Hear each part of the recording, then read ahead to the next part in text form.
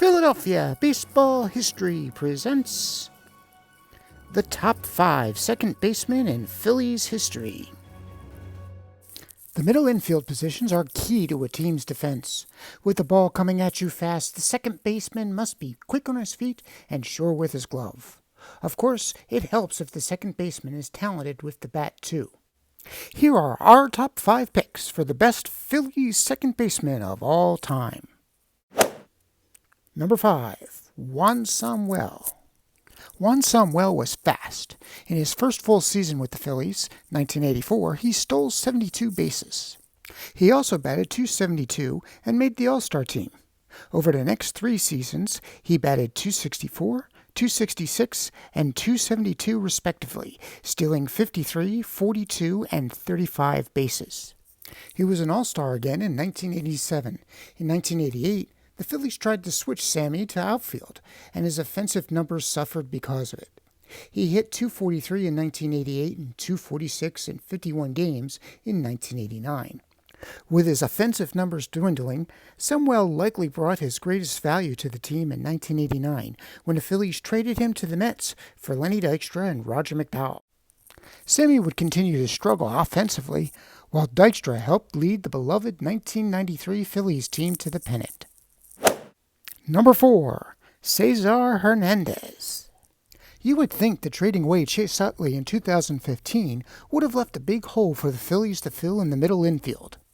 But in 2015, Cesar Hernandez played in 127 games and batted .272. He didn't have the power of Utley. Still, in players with at least 400 at-bats that year, Hernandez was second only to Odubel Herrera, the Phil's surprising Rule 5 draftee, in batting average. In 2016 and 2017, Hernandez batted a consistent .294, leading the team in batting average both years.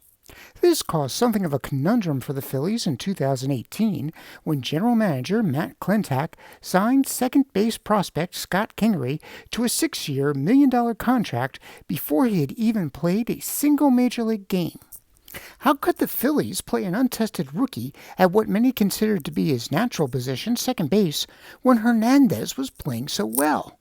The answer was to play Kingery just about everywhere, second base, shortstop, third base, and even center field, just to make sure he would consistently be in the lineup. Although Hernandez was batting .270 at the All-Star break in 2018, his hitting dropped off in the second half of the season, as he ended up with a .253 batting average. In 2019, Hernandez's performance picked up a little bit as he turned in a .279 batting average. The Phillies released Hernandez after the 2019 season. Although the Phillies were in a rebuilding stage during much of his tenure, Hernandez quietly gave the team a steady offensive performance for 5 seasons. The team on which he played may not have been anything special, but Hernandez was. Number 3, Manny Trillo. 1979 was set to be a big year for the Phillies. The Phillies traded for former All-Star Manny Trillo and Greg Gross from the Cubs, giving them what they thought would be a solid second baseman and depth in their outfield. The Phillies also scored the biggest prize of free agency to date by signing Pete Rose to provide veteran leadership to the team. With these improvements to the team that won the NL East for 3 straight years, only to lose each time in the NLCS, expectations were high in 1979. Sadly, the Phillies did not deliver. The Phillies finished in 4th place with an 84-78 record. Trillo batted a mere .260, but he did win the first of 3 Gold Gloves with the Phillies. The Phillies finally reached the promised land in 1980. With a career-best batting average of .292 in seasons with 400 or more at-bats, Trillo won the Silver Slugger for second baseman that year. But his greatest contribution to the world champion Phillies season came in the 1980 NLCS against the Astros. In a series that went the full 5 games, each one a close contest, Trillo stood out for his offensive contribution, particularly in the final 2 games at the Astrodome. In Game 4, the score was tied with 3 runs apiece going into the 10th inning. Rose had just knocked catcher Bruce Bochy down on a Greg Luzinski double to give the Phils a lead. With 2 outs, Trillo hit a double, scoring Luzinski for an insurance run. Tug McGraw then retired the side to give the Phillies a 5-3 victory and tying the series at 2 games apiece. In a back-and-forth Game 5, a Bob Boone single scored Trillo and Gary Maddox in the second to give the Phils a 2-1 lead. In the bottom of the second, Trillo caught a fly ball for the first out and then rifled a relay throw home to catch Luis Pujols at the plate for the second out, saving the Phillies' lead for the time being. By the top of the 8th, the Phils had fallen behind 5-2. After the Phillies miraculously tied the game, Trillo hit a 2-run triple, giving the Phils a 7-5 lead. The Phils would eventually win the game 8-7 in the 10th inning and go on to win the World Series. Trillo batted .381 in the NLCS, knocking in 4 runs. His performance earned him the NLCS MVP award. In the strike-shortened 1981 season, Trillo batted .287, again winning the Silver Slugger for second baseman. He also won his second Gold Glove and became an All-Star for the second time. 1982 was Trillo's last season with the Phillies. He once again won a Gold Glove and was an All-Star. In the 2020 season, as the Phillies prepare to honor the 40th anniversary of its first World Championship team during its alumni weekend, Manny Trillo is set to become the newest inductee to the Phillies Wall of Fame. Number 2. Napoleon Lajoie. Nap Lajoie is best known for his time after he quit the Phillies to play in the newly formed American League.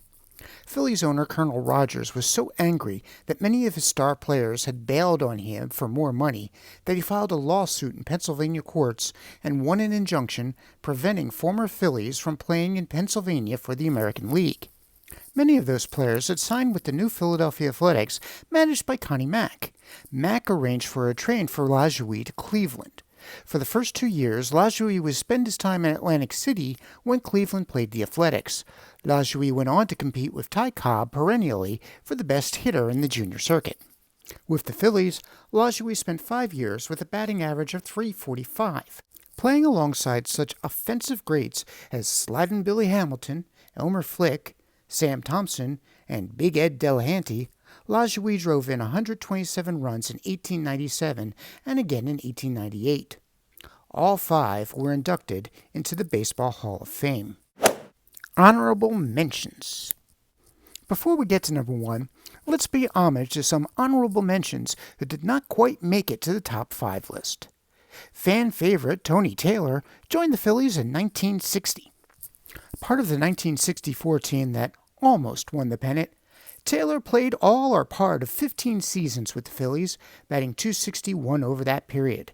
His best season was 1963, when he hit .281 and scored 102 runs. Joe Morgan played 1 season with the Phils, joining former Reds Pete Rose and Tony Perez to form the heart of the Wheeze Kids that won the NL pennant in 1983. Former Olympian Mickey Morandini spent a total of 9 years with the Phillies and formed part of the nucleus of the beloved 1993 pennant-winning team. Morandini was involved in 2 triple plays, including the first unassisted triple play in Phillies history.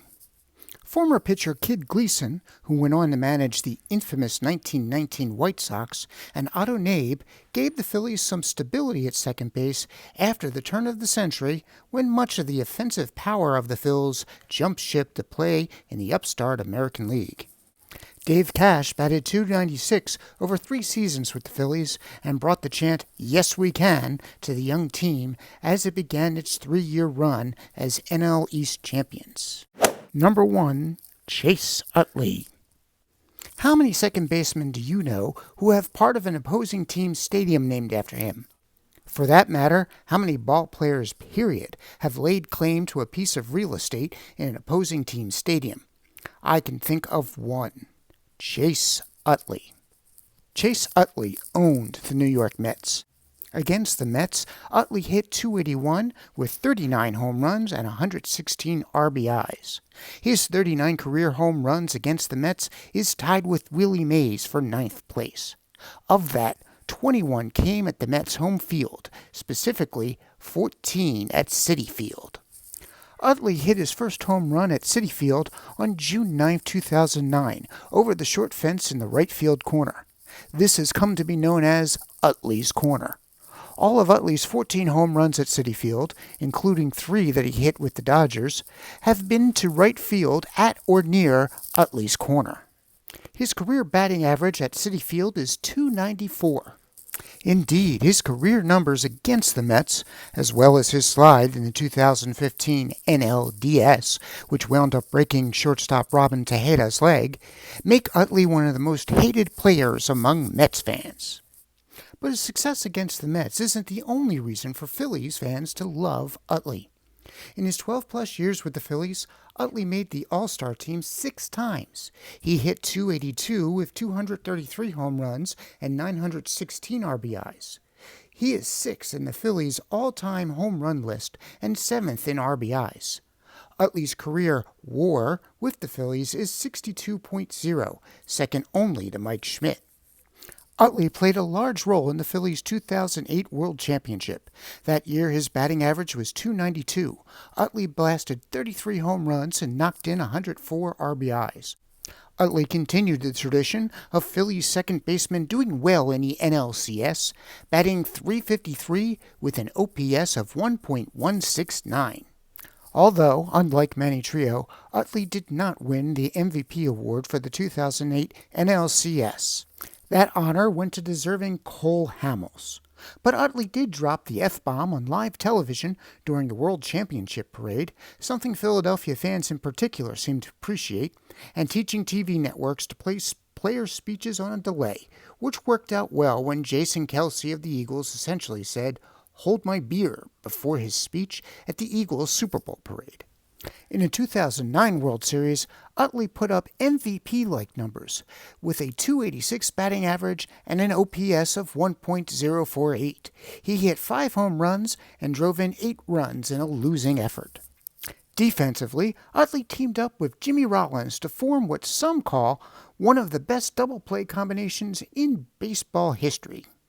Utley was traded to the Dodgers in 2015 as the Phillies dismantled its 5-time division champion, 2-time pennant-winning, and 1-time world champion team in order to score prospects to rebuild the minor leagues. Upon returning to Citizens Bank Park with the Dodgers, Utley received a warm ovation from the Philadelphia fans. He is one of the most beloved players in Phillies history, with a decent shot of making the Hall of Fame.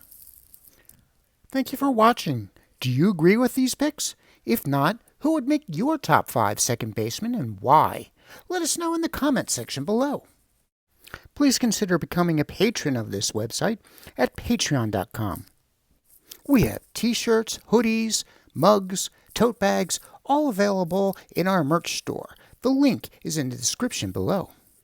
Please consider subscribing to this channel. If you would like notification whenever we release any videos in the future, please click the bell button. If you have any ideas of any other videos you would like to see us make, please leave your ideas in the comments section below. Thank you.